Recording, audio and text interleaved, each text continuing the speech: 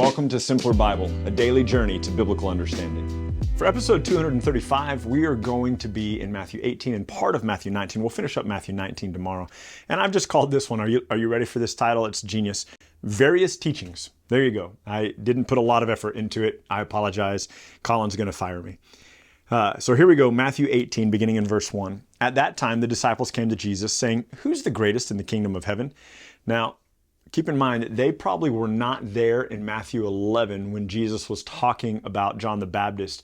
And he says, for the least in the kingdom of heaven is greater than John the Baptist. They probably weren't there for that conversation because they had already been in Matthew 10 sent out to minister. So he calls to himself a child, and he puts the child in the midst of the disciples. And he said, "Truly I say to you, unless you turn and become like children, you will never enter the kingdom of heaven.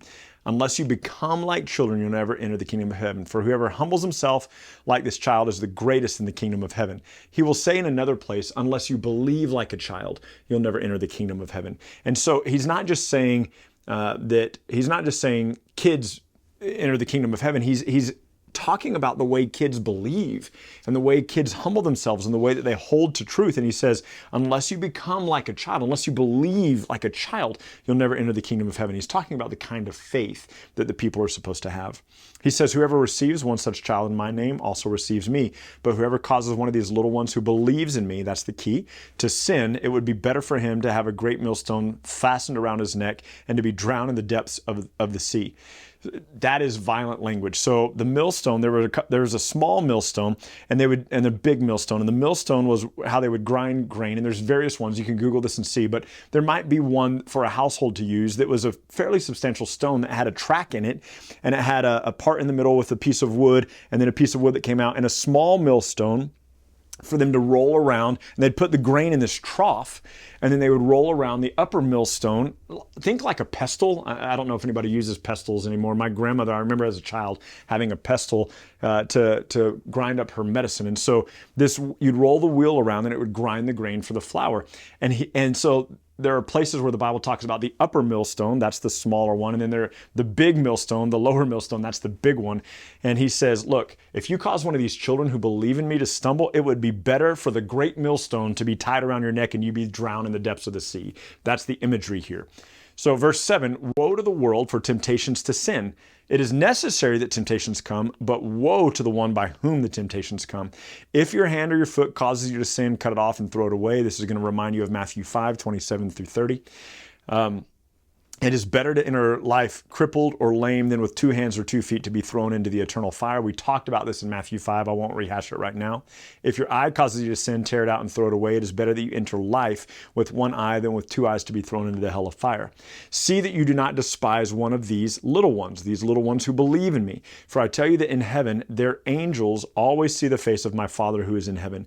And I wonder if sometimes this is maybe where people get the idea of a guardian angel. It's the only place that I can find that speaks to something like this. So he says, don't despise one of these little ones who believes in me. He goes, for their angels always see the face of my Father in heaven. What do you think? If a man had 100 sheep and one of them has gone astray, does he not leave the 99 on the mountains and go in search of that one that went away?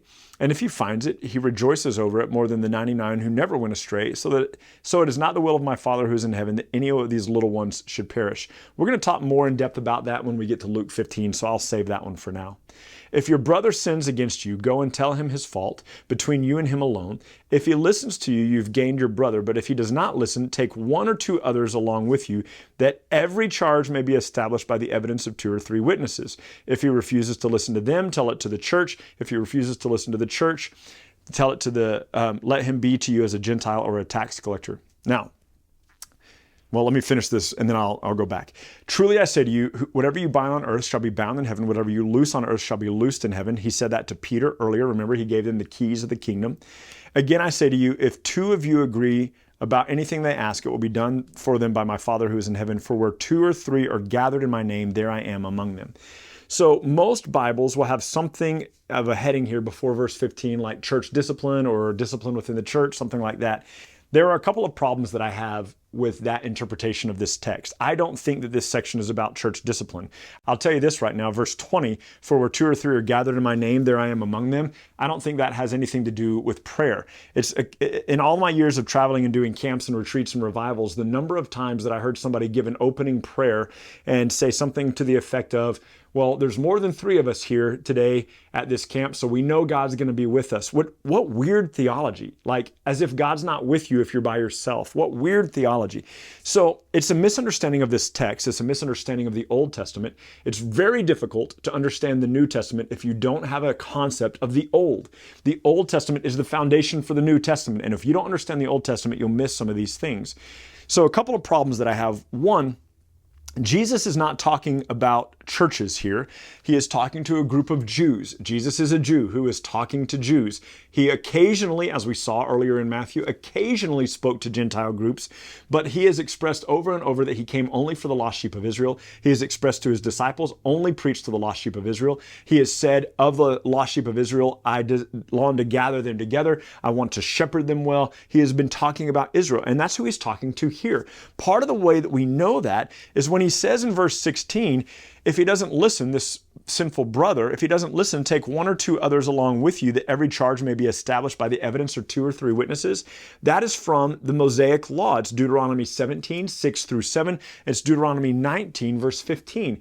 That according to the Jewish law, you couldn't pronounce anyone guilty of anything unless there was at least 2 or 3 witnesses. It's why when they're trying to crucify Jesus, they have all these witnesses come forward, and it says, but they couldn't find 2 that agreed. They're trying to put Jesus to death, but they couldn't find any people who agreed about the charges against Jesus. So finally they get these 2 guys to kind of get their testimony together so that they can both call Jesus a blasphemer so they can put him to death. So this is a Jewish construct. This isn't a Christian construct. I think what throws us off is the word church here twice in verse 17. Now, I've made some notes here for you. The Greek word is the Greek word ekklesia. And ekklesia is not church. It's not. Ekklesia is assembly. Go and look it up. You'll see it.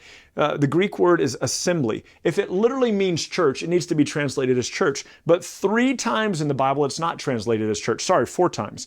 In Acts 19, verse 32, verse 39, and verse 41, speaking of a rabble, speaking of a crowd of pagans who have gathered against Paul, they're worshiping the god of Artemis of the Ephesians, and they're trying to get Paul put to death. And it says, and the Ekklesia gathered against him, and then they dispersed the Ekklesia. And it says that the Ekklesia, the assembly, was angry at Paul.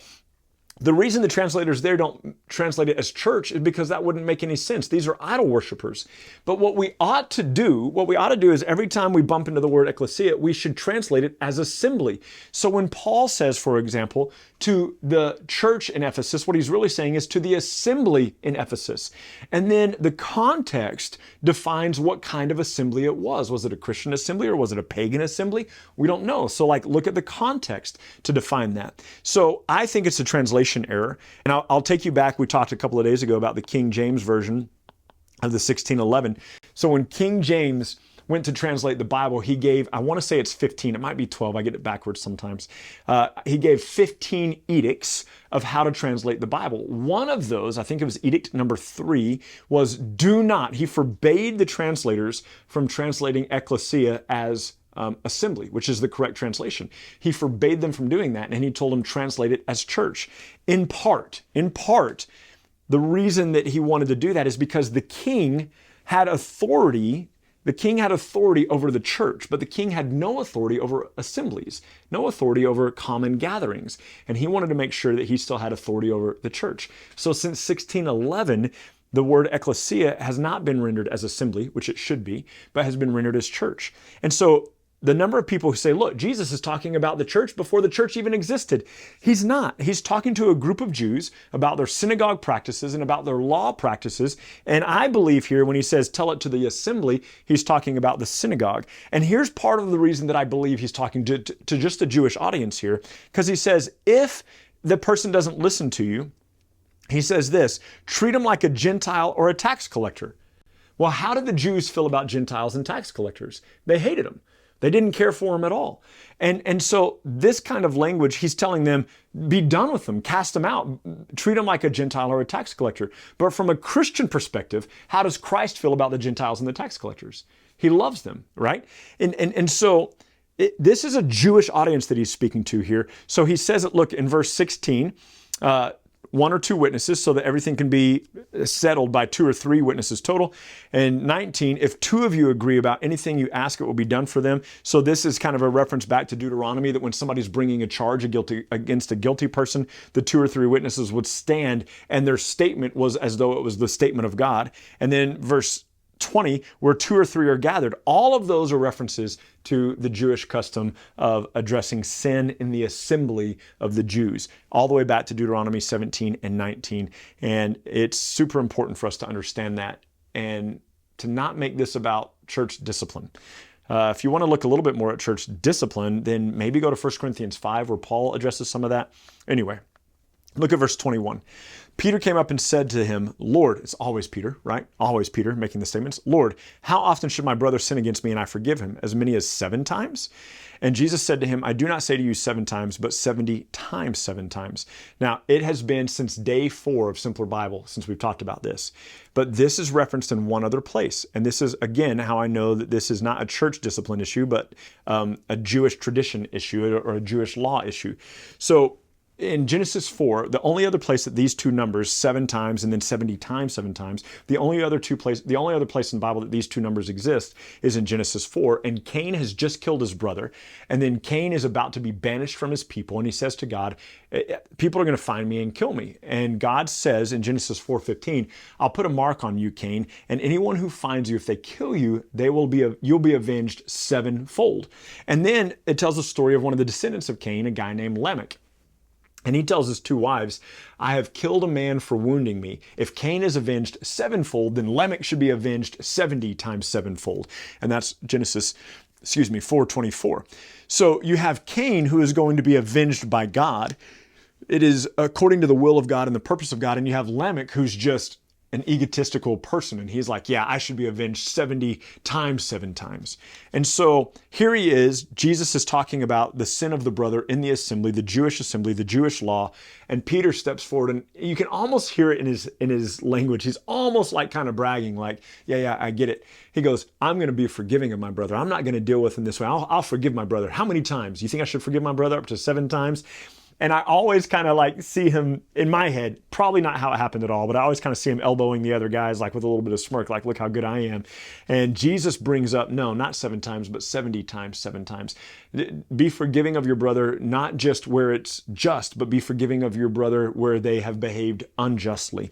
And so these are Old Testament references. Oh my goodness, guys, there's a reason that we spent 217 days in the Old Testament, not just because it's long, but because it's very important for us to lay the foundation for the new. Verse 23, therefore the kingdom of heaven can be compared to a king who wished to settle accounts with his servants. He began to settle accounts, and one was brought to him who owed him 10,000 talents. Remember, a talent is 75 pounds. So 75,000 pounds of silver is what is owed the master. That is ridiculous. Since the servant could not pay, his master ordered him to be sold along with his wife and children and all that he had, so that payment could be made. The servant fell on his knees, imploring him, begging the master, have patience with me, I'll pay you everything I owe. And out of pity for him, the master of that servant released him and forgave him the debt. This is Christ's cross implications here. But when the same servant went out, he found one of his fellow servants who owed him 100 denarii. You'll remember that a denarii was 1 day's wage. So he has a fellow servant who owes him 100 days worth of income. And seizing him, he began to choke him and said, pay what you owe. So his fellow servant fell down and pleaded with him, have patience with me, I'll pay you what I owe. But he refused and went and threw him in prison until he should pay his debt. When the fellow servants saw what had taken place, they were greatly distressed, and they went and reported to their master all that had taken place. When the master summoned him and said to him, you are a wicked servant. I forgave you all that debt because you pleaded with me, and should you not have had mercy on your fellow servant as I had mercy on you? And in anger his master delivered him to the jailers so that he should pay all of his debt. So also my heavenly Father will do to every one of you if you do not forgive your brother from his heart. So this is going back to what Peter has just said. It's going back to church, what we call church discipline, which is not church discipline, but the Jewish discipline of Matthew 18.